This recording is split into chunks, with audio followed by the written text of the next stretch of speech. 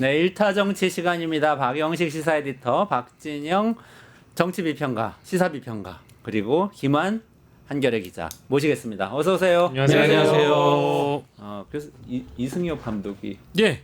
그만둔다고요? 뭐 갑자기 뭐 두산의 베어스 감독을 자진 사퇴하기로 했다라고 하는데 뭐 최근에 저도 프로야구를 저는 사실 한화 이글스를 예, 아주 오랜 기간 이제 제 마음속에 뒀던 이제 가족과 정말. 같은 사이라서 마음고생도 많이 뭐 하셨고. 애들이 뭐 안 다치고 야구만 잘하면 되는 거지 뭐 성적이 뭐가 중요한데 뭐 이런 식으로 생각을 하다가 요즘 마인드네요. 예, 요즘 잘해가지고 좀 보기 시작했는데 네. 예, 두산이 좀 그 실력이 좀 덜 올라오다 보니까 예, 뭐 이런 논란이 있는 거 아닌가 싶습니다. 제가 프로야구 원년에 두산 베어스의 오비베어스. 전신인 오비베어스 어린이 회원이었거든요. 아, 그래서 열혈 팬이었는데 자리를 좀 잡아줬으면 좋겠는데. 이거 뉴스가 많은데 시간은 짧고 그렇지만 한번 빨리빨리 진행을 해보도록 하겠습니다. 중요한 뉴스 첫 번째, 햄버거 회동, 롯데리아 이 네. 기획 회동에 진실이 지금 드러나기 시작했다. 뭐 이런 얘기네요. 네, 일단은 지금 이 햄버거 회동에 참석했던 93회 이기갑 여단장이 있는데 이제 이 사람이 오늘 김용현 전 장관 그리고 김용군 국방부 조사본부 수사본부장 여기 공판에 증인으로 출석해서 증언한 내용이 지금 보도가 되고 있습니다. 근데 이 보도의 그 언급들을 구전 여단장이 했던 언급들을 좀 살펴보면 12월 3일에 구전 여단장이 노상원으로부터 들었던 얘기를 증언을 하고 있어요. 12월 3일 노상원과 롯데리아에서 대화할 때 며칠 전에 윤석열을 만났다. 윤석열이 나한테 거수경례하면서 사령관님 오셨습니까라고 얘기까지 했다라고 하면서 약간 좀 뻐기듯이 자랑하듯이 이야기를 했다라는 거예요. 그러니까 이 말인즉슨 노상원과 윤석열이 만났다라는 얘기가 되는 거잖아요. 이제 그런 진술인 것이고, 그리고 뭐 진급과 관련돼서 통화를 하다가 내가 대통령도 잘 알고 있다라는 걸 두세 번 얘기한 기억이 있다. 요 두 가지의 진술인데, 즉 윤석열과 노상원이 만났다라고 한다라는 것은 계엄의 플랜을 노상원과 김용현이 합작으로 세운 거 아니겠느냐. 이제 이런 가설이 이제 현실이 되는 거여서 그래서 주목받고 있는 진술이라고 볼 수 있겠습니다. 그러니까 노상원 수첩의 주인공 아닙니까? 노상원이라면 전 정보사령관, 이분의 수첩에 따르면 사실은 이 정말 수천 명에 달하는 사람들이 다 잡혀가서 감옥으로 가고 고기밥이 되고 수거되어서 네.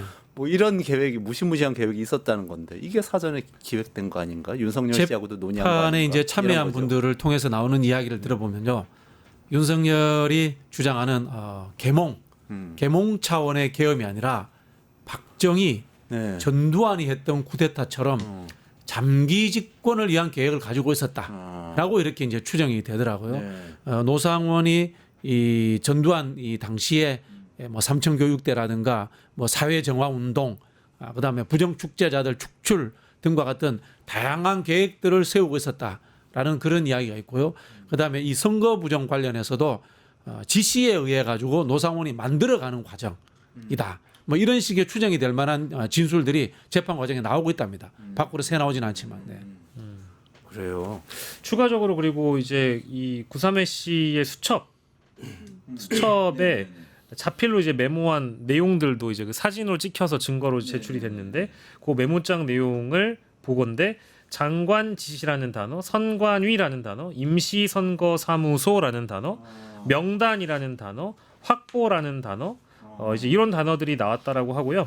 그리고 노상원 씨가 A4 용지 너댓장을 또 펼쳐놓고 선관위와 관련된 대화를 당시에 오늘 이 김용군 수사본부장과 함께 이야기를 하고 있었다라고 진술을 하면서 구전 여단장이 노상원 씨가 김 전 본부장을 보면서 이런 얘기를 했다고 합니다. 저는 이거 보고 조금 충격받긴 했는데, 선관위원장은 당신이 직접 확보하세요.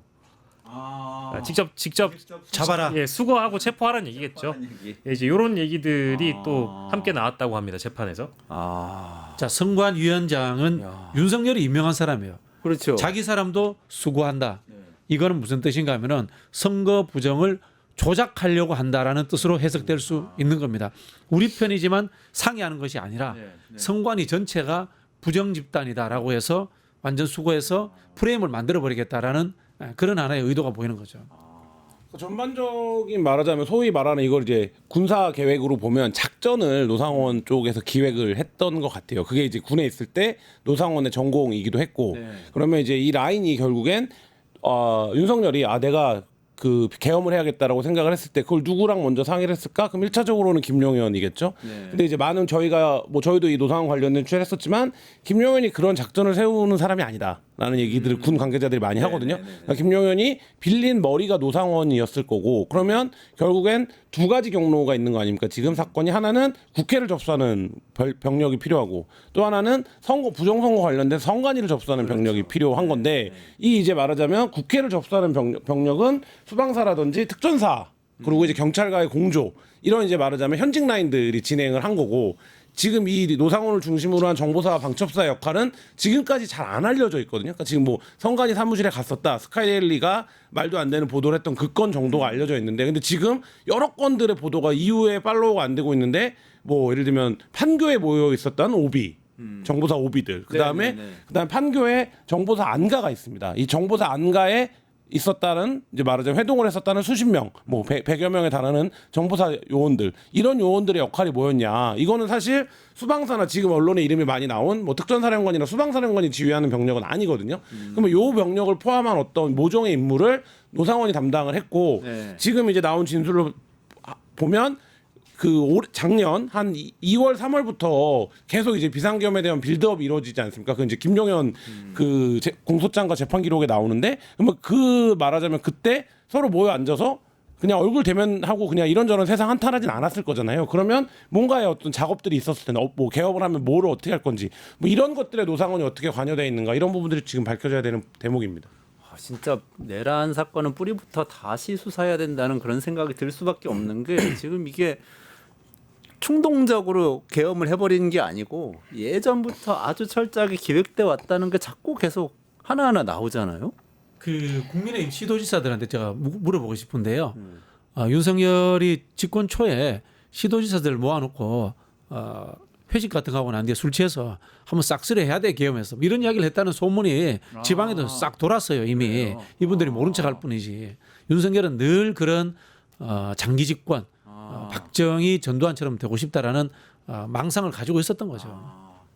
반드시 확인을 해봐야 될 것 같습니다. 오세훈 네. 시장, 박형준 시장 뭐 다 김진태 지사 다 확인해 봐야 되겠네요. 여기에서 이제 한 걸음 더 나아가죠 보면 이것도 소설이긴 합니다만은 이게 이제 여러 가지 라인들이 존재했을 거다라는 얘기도 나오고 있지 않습니까? 그러니까 윤석열만 중심으로 두고 생각하면 안 되고 노상원, 김용현, 뭐 윤석열, 뭐 나아가서는 노상원, 김용현, 김건희까지도 혹시나 이런 내용들을 사전에 알고 있었거나 인지했거나 혹시 여기 개입을 했거나 김건희도 역시 수사 대상으로 우리가 고려를 해봐야 된다라는 거는 놓치지 않아야 될 것 같습니다. 비화폰을 김건희에 썼다는 이야기가 나오고 있지 않습니까? 네. 뭐 장관들 비화폰 전화번호도 다 넘겨받았다는 얘기를 윤관영 의원이 하더라고요. 저는 또 섬뜩한 게 여기 임시선거사무소라는 키워드 보고 되게 섬뜩했는데 아까 말씀하신 이 시나리오가 사실 있는데 우리가 설마 했던 게 국회에서 나고 의원들 우원식 뭐 이재명 등등 한동훈 등등 잡아들인 다음에 국회에서 나고 부정선거 선관위에서 나오면 그 다음에 총선 재실시에서 다시 국회를 꾸린다라고 국보위를 꾸리는 거죠. 국회를 꾸리는 게 아니라 국가가 위기 상황이니까 그렇죠. 국가 비상 입법회의라는 이른바 그 뭐라고 하죠? 그런 비상 입법기구. 비상 입법기구를 그 제한적인 선거라든가 뭐 독특한 방식으로 꾸리겠죠. 전두환이 했던 것처럼 체육관 선거를 한다거나. 그게 이른바 최상목이 받았다는 문건에도 그렇죠. 있다는 얘기인 네네. 거죠. 그러니까 예산 그 확보라고. 계획이 있었다라는 거는 뭐 어느 정도 지금 문건으로 진술로 확인이 되는 거고 근데 지금 문제는 계엄 그 과정에서 그거에 대해서 구체적으로 진술하는 사람은 아무도 없고 지금 수사는 뭡니까? 군에 대한 수사만 하고 있는 거잖아요. 그러니까 예를 들면 그 논의나 이런 것들은 대통령실이나 국무위원 레벨에서 이루어졌겠죠. 윤석열과. 그러니까 예를 들면 윤석열이 계엄을 하는데 필요한 손발이 군인 거지. 이 군을 데리고 비상 입법기구를 차리려고 하진 않았을 거잖아요. 네. 근데 지금 그 부분에 대한 수사가 비어 있고 내일 이제 선거가 끝나고 대통령이 바뀌면 뭐 한덕수, 최상목부터 시작을 해서 그때 국무위원들의 그런 관여도가 어느 정도 되는지 그러면 이 국회를 해산합니다. 한동훈 잡아들입니다. 근데 국민의힘 의원들은 그래도 100여 명이 남거든요. 네. 그럼 이 100여 명 어떻게 하려고 했던 건지. 그럼 최소한 여기서도 이 계획에 대한 공유나 이해가 있는 사람은 필요하잖아요. 네네. 이런 관계들 이게 다 지금 수사 대상 입니다. 아, 이게 이제 하드웨어를 바꾸려고 한 거잖아요. 이제 보면. 근데 이따 저희가 뒤에 다루겠습니다만은 아주 장기 목적으로 윤석열의 독재를 꿈꾸면서 소프트웨어를 바꾸려고 했던 시도가 있었기 때문에 예, 리박스쿨이 뭐 아무튼 큰 화제가 되고 있고, 예, 그러니까 하드웨어를 바꾸려고 했었던 군사적인 내란 시도와 더불어서 그동안 이제 윤석열 정부에서 무슨 일이 있었는가, 히틀러의 유겐트처럼 이제 젊은 세대들을 사실상 그 뭐랄까요, 이 자신들의 이념이나 사상들을 교육시키고 주입시켜가지고 아예 그냥 개조하려고 했었던 거 아니냐, 이런 의혹까지 함께 봐야 되겠죠. 그러니까 이 계엄 선포와 내란 시도는 어쨌든 잠깐의 충동적인 어떤 그 사고였던 것이 아니고 오랜 기간 기획되어서 사실은 장기 독재로 가는 길을 닦으려고 했던 것이라는 증거가 자꾸 나오고 있는 거죠. 윤석열이 어릴 적부터 꿈이에요. 윤석열이 그 나폴레옹 책을 뭐 열심히 읽었다고 하잖아요. 예. 나폴레옹처럼 되고 싶었던 거지. 나폴레옹처럼. 예. 알겠습니다. 말씀 나왔으니까 우리 두 번째 주제로 넘어가도록 하겠습니다. 뉴스토마토 대선 특집 내란 끝장쇼. 뉴스토마토에서 6.3 대통령 선거의 개표 공개 방송에 구독자 여러분을 초대합니다. 내란 속의 윤석열의 파면으로 헌정 사상 최초의 6월 장미 대선이 펼쳐지는 가운데 과연 21대 대통령은 누가 될 것인가? 역사적인 순간에 뉴스토마토의 알찬 뉴스 콘텐츠와 풍성한 즐길거리를 모두 모아 준비했습니다. 6월 3일 오후 6시 이 토마토 빌딩 지하 1층 토마토홀에서 펼쳐지는 역사적인 순간. 뉴스토마토 대선 특집 내란 끝장쇼. 여러분의 많은 관심과 참여 바랍니다.